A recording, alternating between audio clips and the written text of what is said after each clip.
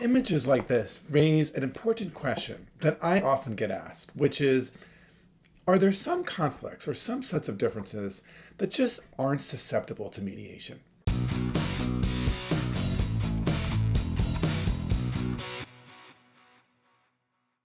Well, today I'm going to take on a very specific application of that question.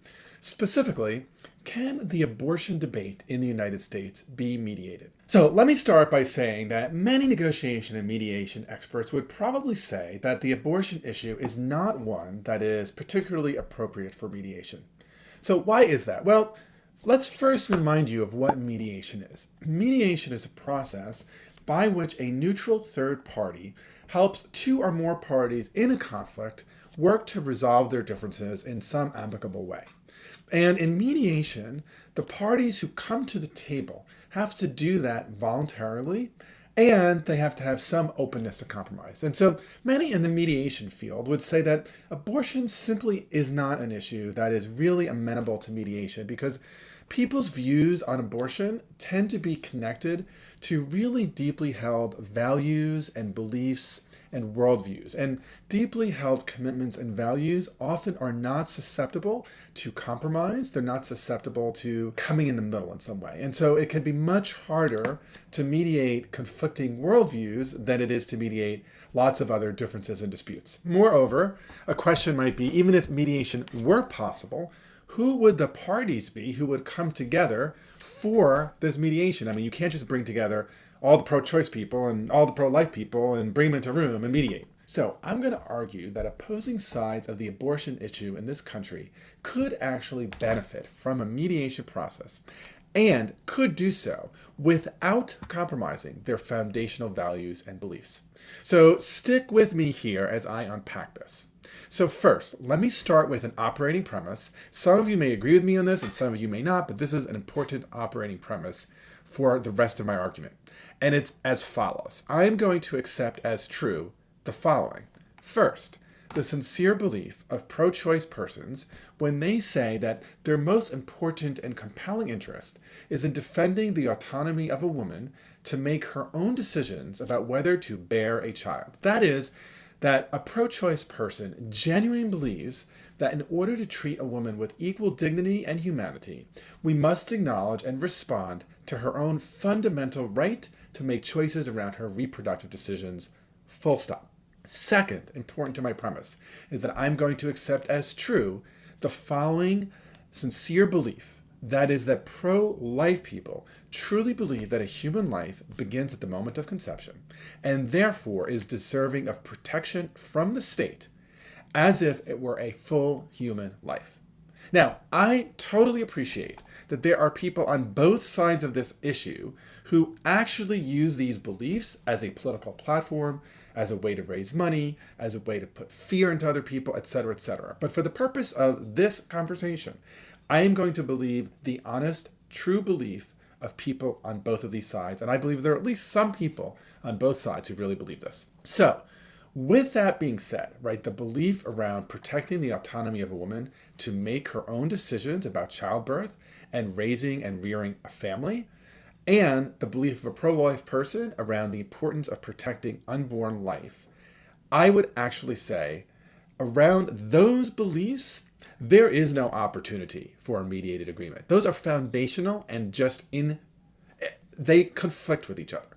But I would say the problem here is that this has not framed the abortion question properly.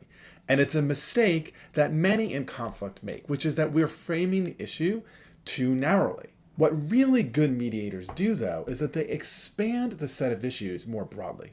And if we expand the issues more broadly beyond just the question of abortion, we actually can come up with I would argue, whole set of issues and interests that typically are very important to both pro-life people and pro-choice people. So, for example, both profess to be concerned about the well-being of women in general, and especially the well-being of women confronted with pregnancy. Both also express an interest in the well-being of any potential children that may come from a pregnancy at birth and beyond. In addition, I think it's fair to say that both pro-choice and pro-life people want to have a safe political environment where they can advocate on issues that are important to them, whether that is abortion or beyond. Now, assuming that that set of interests is true and shared, it seems that there are a whole bunch of innovative things that pro-life and pro-choice people could do to advance this legitimate, real set of interests. And that is where mediation can help. So what are some of those things? Well, for example, both sides can probably find ways to put more and better investments into education, into support for contraception before pregnancy, into informed decision-making around sexual activity. Both sides can probably support and would support efforts for better pre- and postnatal care. Both sides would probably support and be interested in providing resources, medical, monetary, child support, educational, housing, etc., to give to young women who do choose to become mothers in order to support them and their children. And I would hope that there is some domain where both sides could reach some kind of agreement, not to denounce the goodwill and intention of those on the other side of the issue, even as they continue to advocate stridently around their own very strongly held differences on this issue. Lastly, I believe that with a good mediation, there are all sorts of things that both sides could agree to on how they would respond together and jointly when unfortunate violence and hatred does show up on this issue, which it inevitably will from time to time. So all these set of agreements can be done without any compromise around the core beliefs of a pro-life or pro-choice person. And so if all of this is possible, if this common ground exists, then there is this question of, well, okay, Bob, why has there not been a miraculous mediation on this issue over the past 50 years? And indeed, why has the abortion issue become even more divisive, more harsh, more vitriolic over the past decade? So I want to propose at least 3 reasons why. First is it actually is challenging to find who are the parties who would come together in a mediation here. Now, I actually think there are parties who could benefit from coming together. For example, I think if the National Right to Life Committee and Planned Parenthood came together, right, imagine how mind-blowing that would be. And yet I think they would find some common ground. Or similarly, imagine if the pro-life committee of the U.S. Catholic Conference of Bishops and leaders at Emily's List came together for such a mediation. I think they would share all sorts of common ground. The problem, of course, is that given the political climate here, those meetings sound outlandish. They sound impossible. Probably some of you are laughing at me right now saying this guy is crazy. But I do think there are credible organizations on both sides who could come together for such a mediation. Okay, what's a second reason why this mediation has not happened? Well, it's a psychological dynamic that is called a focal bias error. And here's what this is. The research around social psychology has shown that people tend to over-focus. They put too much of their attention on areas where they disagree and tend to not notice the areas of common agreement. Now, in an ordinary mediation that isn't as emotional, isn't as based in deeply held values and beliefs as the pro-life and pro-choice side, oftentimes a mediator can get parties to focus more easily on those shared interests. Here, that focal bias error is particularly resilient because this goes to deeply held values and beliefs. A third reason, though, why we haven't seen any kind of mediation in this area is a tendency that has grown in our society, and particularly here in the United States, around increased polarization and villainization. And as both sides have made the other side seem like a terrible villain, on the one side, baby murderers, on the other side, people who want to restrict women and bring them back a century, it has made it harder and less likely for actual dialogue to be possible. And part of the reason why is when you have villainization, when you have polarization, anybody who even attempts a conversation with the other side gets deemed to be a traitor. The last reason why, and I think this is a critically important one here, is what I call the slippery slope problem, right? And that is this argument where maybe we could agree on better pre- and postnatal care. Maybe we could agree on more funding for housing, education, nutrition for pregnant women and women who have just given birth. But the problem is if I acknowledge the legitimacy of the other side at all, it is a slippery slope to legitimizing what I think of as their completely illegitimate view on abortion. And so that slippery slope problem prevents us from having any kind of conversation at all. So what can be done? Do we just give up on mediation? Do we just give up on any kind of dialogue and hope that at some point one side prevails and the other is vanquished? Well, as a mediator, as someone who believes in conflict resolution, I don't see that as a appropriate, likely, or best way to move forward. And if you are concerned about this issue, and even if you have very strong views on one side or the other, there are some things you can do. First thing I want to suggest, continue to support your side, whether it is pro-choice or pro-life. But while doing so, encourage your side of the issue and the leaders on your side to take that first brave step of dialogue across this poisonous line of difference. Even more, when they use propaganda that makes the other side look like murderers or woman haters, criticize them.